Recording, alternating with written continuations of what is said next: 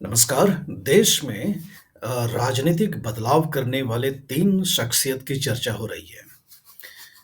ये 3 शख्सियत ऐसे हैं जो कि राजनीतिक परिवेश से नहीं आते हैं और इनकी राजनीतिक रणभूमि में एक तरह से हम देखें तो नई शुरुआत हुई है और नई राजनीति करने का ये वायदा कर रहे हैं और ये तीनों ही राजनेता देश के अलग-अलग राज्यों से हैं और पूरे देश में अगर हम निगाहें अपने देख लें, तो कहीं और ये ऐसा प्रयोग होता हुआ दिखाई नहीं पड़ रहा।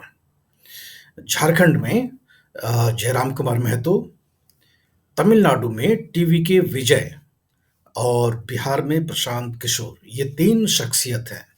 इन 3 शख्सियत ने राजनीति में क्या छाप छोड़ी है, इसके बारे में हम आज इस वीडियो में चर्चा करेंगे और ये जानने की कोशिश करेंगे कि इन तीनों के बारे में राजनीतिक क्षेत्र में चर्चा क्यों हो रही है। टीवी के विजय जो हैं तमिलनाडु में एक फ़िल्म स्टार थे और उनका दावा है कि जब उन्होंने पिछले साल अपनी पार्टी को लॉन्च किया, तो अपने फ़िल्मी करियर में अपने श्रेष्ठ कह सकते हैं कि मुकाम पर थे और उस श्रेष्ठ मुकाम को छोड़ कर के तमिलनाडु की राजनीति में छलांग मारी। झारखंड में जयराम कुमार महतो पीएचडी के छात्र हैं, अंग्रेजी के छात्र हैं वो और उन्होंने एक नई पार्टी बनाई जिसका नाम है झारखंड जेएलकेएम झारखंड लोकतांत्रिक क्रांतिकारी मोर्चा जेएलकेएम और विधानसभा में पहले ही चुनाव में एक विधानसभा जीत जीत गए और इनके मुखिया जयराम कुमार महतो खुद ही डुमरी के विधानसभा से चुनाव जीत गए और पूरे झारखंड की राजनीति में अभी भी वो चर्चा में बने हुए हैं, केंद्र बिंदु में बने हुए हैं। बिहार में 2 अक्टूबर गांधी जयंती के दिन प्रशांत किशोर जो कि इलेक्शन मैनेजमेंट का काम किया करते थे उसी काम से उनको शोहरत हासिल हुआ था। उन्होंने 2 अक्टूबर को अपनी एक पार्टी की घोषणा कर दी जिसका नाम रखा जन स्वराज पार्टी और उन्होंने भी चुनावी राजनीति में अपनी छलांग मारते हुए 4 विधानसभा पर जो उपचुनाव हुए थे उसमें अपने उम्मीदवार खड़े किए और 10% वोट ले आए और 10% वोट ला करके उन्होंने भी अपना दमखम दिखा दिया। ये जो 3 राजनीतिक शख्सियत हैं, जयराम कुमार महतो झारखंड में, प्रशांत किशोर बिहार में और टीवी के विजय, ये तीनों का कोई राजनीतिक पृष्ठभूमि नहीं है। बिना राजनीतिक पृष्ठभूमि वाले ये तीनों राजनेता हैं और राजनीति में कुछ नया करने की कोशिश कर रहे हैं। तमिलनाडु में टीवी के विजय ने पिछले साल ही अपनी पार्टी को लॉन्च किया।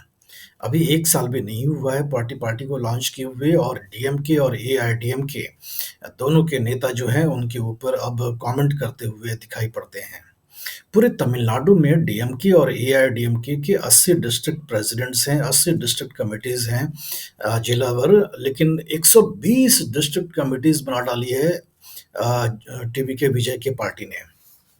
120 डीएमके और एआईडीएमके दोनों से ही ज़्यादा और इस तरह से जो इतने बड़े पैमाने पर इन्होंने टीवी के विजय ने अपनी पार्टी का विस्तार किया है, उससे डीएमके और एआईडीएमके में चिंता भी बढ़ रही है और कहते हैं कि इतनी तेज़ी से जो काम हो रहा है, युवाओं का जो जुड़ाव हो रहा है, उससे कहीं जो बैठे-बिठाए राजनीतिक व्यवस्था है, उसमें परिवर्तन आ सकता है। तमिलगांव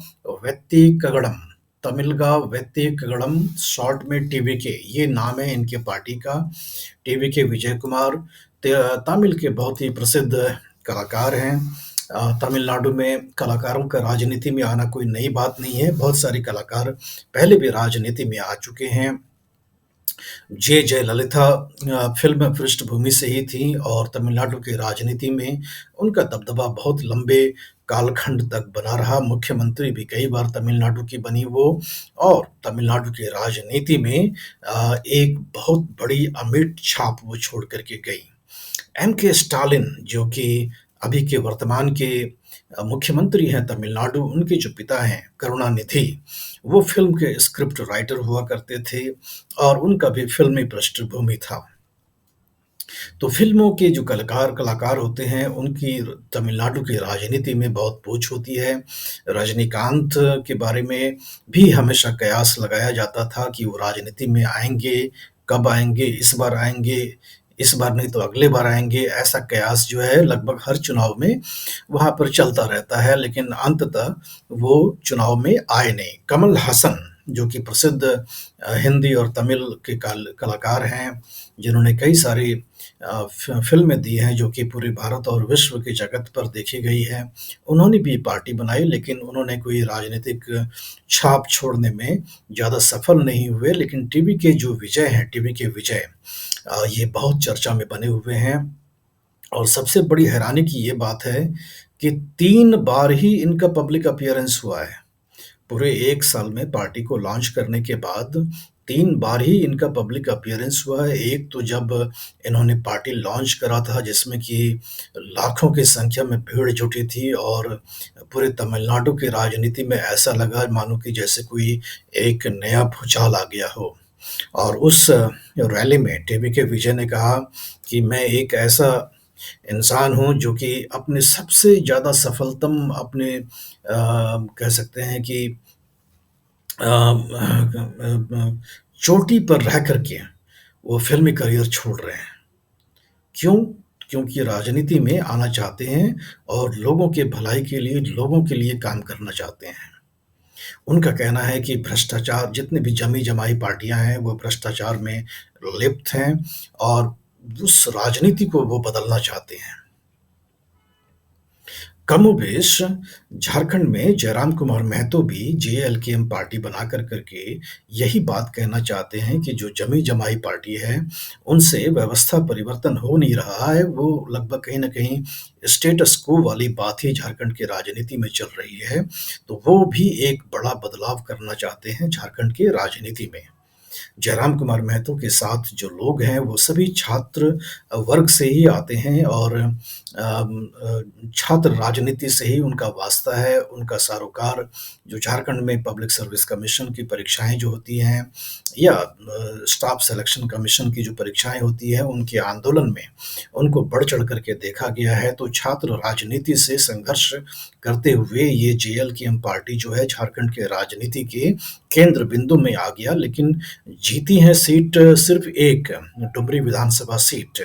लेकिन चर्चा में ऐसे हैं मानो कि कोई एक बहुत बड़ा नया परिवर्तन आ रहा है।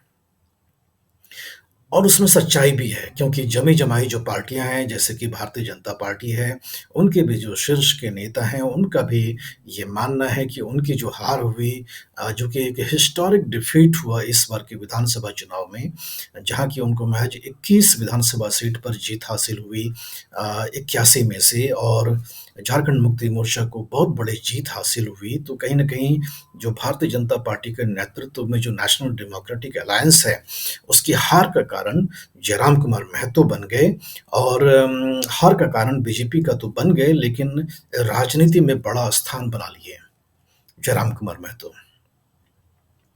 और अब जो एक क्षेत्रीय पार्टी जो बीजेपी की सहयोगी पार्टी है सुदेश महतो की आजसू पार्टी उनके बारे में अब अखबारों में ये चर्चा है कि उनके पार्टी के जो रैंक एंड फाइल से जो वर्कर्स हैं और जो नेता हैं ज़िला वर और शहर में, वो कहीं न कहीं पाला बदलते हुए दिखाई पड़ रहे हैं और उन्हें भविष्य जो है जेएलकेएम में दिखाई पड़ रहा है और वो जेएलकेएम के साथ होना चाहते हैं।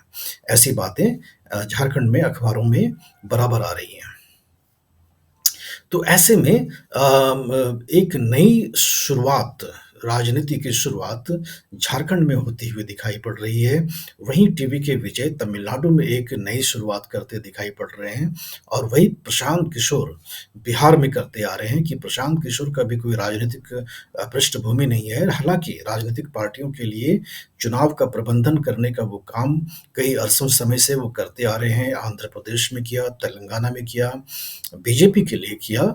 ये जो चाय पे चर्चा कार्यक्रम था नरेंद्र मोदी का जब वो गुजरात के मुख्यमंत्री थे और जब प्रधानमंत्री के रेस में जब वो आए, तो उसका श्रेय भी जो है प्रशांत किशोर को जाता है। उन्होंने दिल्ली में आम आदमी पार्टी के लिए 2015 में काम किया था, पश्चिम बंगाल में ममता बनर्जी के लिए काम किया था। तो राजनीतिक अनुभव इनके पास है। चुनाव कैसे लड़ा जाता है, चुनाव कैसे लड़ाया जाता है, ये अनुभव प्रशांत किशोर के पास है और संसाधन की भी कमी ऐसा दावा किया जाता है कि उनके पास नहीं है और उनके साथ भी लोग जो जुड़ रहे हैं वो बहुत सारे जो 90 के दशक के जो बिहार से लोग थे जिनका पेशे के लिए जिनका पलायन हो गया था या वो जो 90 का जो कालखंड था जिसकी वजह से बिहार के बारे में वहाँ की जो पार्टियाँ हैं कहती हैं कि एक जंगल राज वाली स्थिति बन गई थी। तो वो जो 90 का जो युवा था, वो युवा कहीं न कहीं प्रशांत किशोर के जनसुराज से जुड़ता हुआ दिखाई पड़ रहा है और उनकी भी दरकार ये है कि बिहार की राजनीति में कुछ बदलाव आए। कुछ बदलाव आए, जो अभी चल रहा है स्टेटस को उसमें बदलाव आना चाहिए। यही दर्द लगता है हमें कि जयराम कुमार महतो का भी झारखंड में है कि ये स्टेटस को बदलना चाहिए, जो चल रहा है उसमें बदलाव आना चाहिए। वही तमिलनाडु में टीवी के विजय का दर्द ये है कि जो चल रहा है ये डीएमके, एआईएडीएमके इसमें बदलाव आना चाहिए। क्योंकि कहीं न कहीं झारखंड में भी या तो बीजेपी या झारखंड मुक्ति मोर्चा, बिहार में या तो आरजेडी या तो जेडीयू, वहाँ पर एआईएडीएमके या डीएमके तो सत्ता जो है कहीं न कहीं 2 लोगों के बीच ही रहती है और उसमें जो व्यवस्था होती है उसमें कोई परिवर्तन नहीं आता है। लोगों के आम जीवन में एक मौलिक परिवर्तन जिसकी दरकार होती है, वो आते हुए दिखाई नहीं पड़ता। तो ऐसे में ये जो छटपटाहट है युवाओं के बीच में कि जो बुनियादी मुद्दे हैं पलायन का, झारखंड से, बिहार से, तमिलनाडु से पलायन है रोजगार के लिए, पेशे के लिए, आजीविका के लिए, वो पलायन रुकना चाहिए और लोगों के आर्थिक जीवन में समृद्धि आनी चाहिए। यही टीवी के विजय कह रहे हैं कि सिर्फ शहरों मात्र में विकास आप दिखा कर करके ये नहीं कह सकते हो कि विकास कर दिया तमिलनाडु का। टीवी के विजय यही कहते हैं कि भ्रष्टाचार इतना लिप्त है तमिलनाडु में कि प्रगति की उसके जो फायदे हैं वो गांव तक नहीं पहुंचते हैं। यही दर्द जयराम कुमार महतो कहते हैं कि कंपनियां आती हैं झारखंड में काम करती हैं, इतने कोयले और इतने माइंस मिनरल्स पर काम करती हैं, लेकिन जो जो लोकल्स हैं, जो वहाँ के स्थानीय लोग हैं, उनके जीवन में कोई मौलिक परिवर्तन नहीं आता है। प्रशांत किशोर का भी यही कहना है कि बिहार के जो टैलेंट हैं उनको पलायन करना पड़ता है क्योंकि रोजगार का सृजन बिहार में नहीं होता है, क्योंकि जो सत्ता है वो स्टेटस को वाला सत्ता है और कहीं न कहीं रेवड़ी बाँट करके लोगों में जो है वोट पाने की कवायद में रहता है। और ये रेवड़ी बाँट करके जो वोट पाने की कवायद जो करते हैं, जो स्थापित पार्टियाँ हैं, वो परिवर्तन ला नहीं सकते हैं। ये दावा है प्रशांत किशोर का। और कहीं न कहीं इसी बात का इशारा जो है टीवी के विजय तमिलनाडु में कर रहे हैं और झारखंड में जो है जयराम कुमार महतो कर रहे हैं।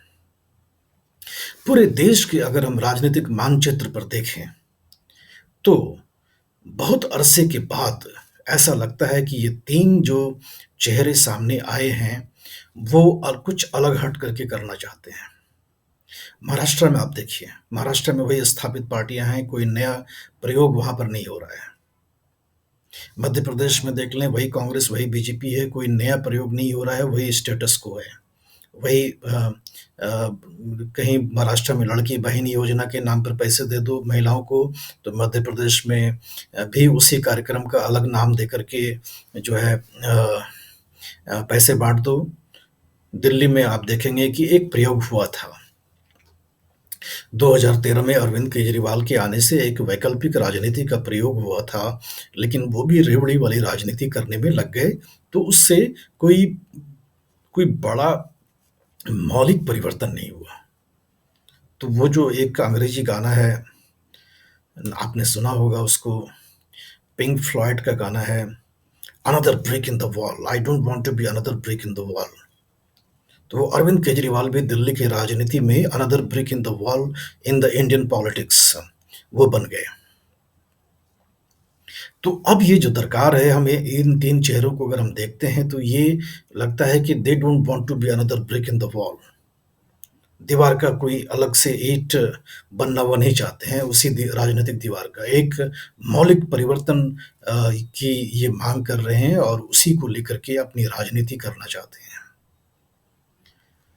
ये प्रयोग नया है और ये कितना सफल होगा ये आने वाले समय में देखा जाएगा, क्योंकि बहुत मुश्किल है। जैसे टीवी के विजय ने 180 पार्टी डिस्ट्रिक्ट्स बना दिए तमिलनाडु में, जबकि डीएमके और एआईएडीएमके के पास सिर्फ 80 पार्टी डिस्ट्रिक्ट्स हैं। तो कहीं न कहीं 1 साल में वो काफ़ी ज़्यादा काम कर चुके हैं, खुद ही इंटरव्यू ले रहे हैं लोगों का। ऐसा रिपोर्ट बताता है तमिलनाडु से कि इंटरव्यू ले रहे हैं, जो पार्टी डिस्ट्रिक्ट प्रेज़िडेंट है, कार्यकर्ता नियुक्त कर रहे हैं, चुनिंदे लोगों को कर रहे हैं, उनसे खुद इंटरव्यू करते हैं, खुद उनसे बात करते हैं। तो कहीं न कहीं वो एक नया काडर जो है वो तैयार करते हुए दिखाई पड़ रहे हैं। क्योंकि नया काडर तैयार करना बहुत ज़रूरी है। ये जो राजनीति है, भारत की जो राजनीति है, उसमें कहीं न कहीं आप देखेंगे, जैसे अरुण जेटली जब जीवित थे, जब पार्लियामेंट में हम लोग जैसे पत्रकारों से बात किया करते थे, तो एक चिंता वो हमेशा ज़ाहिर करते थे कि समाज में जिस व्यक्ति के पास कोई काम नहीं होता है, वो राजनीति में आता है और उसके पास कोई काम-धाम नहीं होता है, फिर वो अपनी जीविका कैसे चलाता है? परिवार होता है, घर होता है, परिवार कैसे पालता है वो? तो उनका चिंता ये था कि कहीं न कहीं ये जो पॉलिटिकल वर्कर्स आप देखते हैं, वो कमीशनखोरी, दलाली और ये सब काम में लिप्त रहता है। और जब ये व्यवस्था बन जाती है, तब चली हुई व्यवस्था में कोई मौलिक परिवर्तन नहीं आता है, क्योंकि ऊपर से नीचे तक परिवर्तन करने की चाह नहीं होती है। थोड़ा-सा यहाँ एडिशन कर दिया, वहाँ सब्ट्रैक्शन कर दिया, कि बस जो चली हुई व्यवस्था है, बस वही चलता रहा, थोड़ा-सा बदलाव कर दिया, थोड़ा-सा इधर-उधर कर दिया, कोई मौलिक परिवर्तन नहीं होता है और इसीलिए आप देखते हैं कि जो बड़े-बड़े मुद्दे हैं, वो वहीं रह जाते हैं। क्या कारण है कि तमिलनाडु में इतने बड़े स्तर पर अम्मा कैंटीन या फ्री के खाना खिलाने का कार्यक्रम कराया जाता है? आप इतने बड़े स्तर पर फ्री में भोजन इसलिए बाँटते हो क्योंकि लोगों के पास आमदनी नहीं है और आमदनी का स्रोत नहीं है। क्या कारण है? झारखंड में ₹2500 महिलाओं को दे रहे हैं, 18,000 करोड़ रुपए साल का खर्च होगा और पूरे राज्य की जो एक्सपेंडिचर है, वो 1,20,000 करोड़ के आसपास है, तो करीबन 15% जो है, आप एक चुनावी योजना के नाम पर आपने खर्च कर दिया। वही सभी राज्यों में चल रहा है। तो इसका मतलब है कि राजनीतिक पार्टियाँ जो हैं आर्थिक प्रगति करने में विफल हो गई और उसको झेपने के लिए, उसको लीपापोती करने के लिए ऐसी रेवड़ी वाली योजना लेकर के आ रहे हैं। इससे कोई परिवर्तन नहीं होता, उससे सिर्फ़ आप स्टेटस को मेंटेन कर सकते हैं। तो हमें लगता है ऐसा है कि टीवी के विजय तमिलनाडु में, जयराम कुमार महतो झारखंड में और प्रशांत किशोर, इन तीनों में कुछ अलग करने की चाह तो है। कितना कर पाते हैं, वो समय बताएगा, कितना नहीं कर पाते हैं, वो भी समय बताएगा। क्या बहुत ही बड़ा मौलिक परिवर्तन कम समय अंतराल में, कालखंड में कर पाएँगे, उसके ऊपर भी सवाल है, क्योंकि इन तीनों ने नई पार्टियाँ बनाई हैं। जो जमे-जमाई पार्टियों का है, उनकी जड़ें जो है बहुत गहरी हैं, उन्हें जड़ों के साथ उखाड़ कर के फेंकना इतना भी आसान नहीं है, हालाँकि ऐसा हो सकता है। दिल्ली में हुआ है, 2013 के विधानसभा चुनाव में अरविंद केजरीवाल ने ये कर दिखाया और 2015 के विधानसभा चुनाव में ऐसी पार्टी जिसने कि 15 साल राज किया था दिल्ली की राजनीति में, उसके उसको जड़ के साथ उखाड़ करके ऐसा फेंका है कि पिछले 12 साल में उसका नामो-निशान मिट गया है। वो पार्टी कांग्रेस है। तो मुमकिन तो है, लेकिन क्या कर पाएँगे टीवी के विजय? राजनीतिक क्रांति तमिलनाडु की राजनीति में, प्रशांत किशोर बिहार की राजनीति में या जयराम कुमार महतो झारखंड की राजनीति में, समय बताएगा। इस विषय के बारे में अपने जो विचार हैं, हमें आप लिख कर के बताएँ।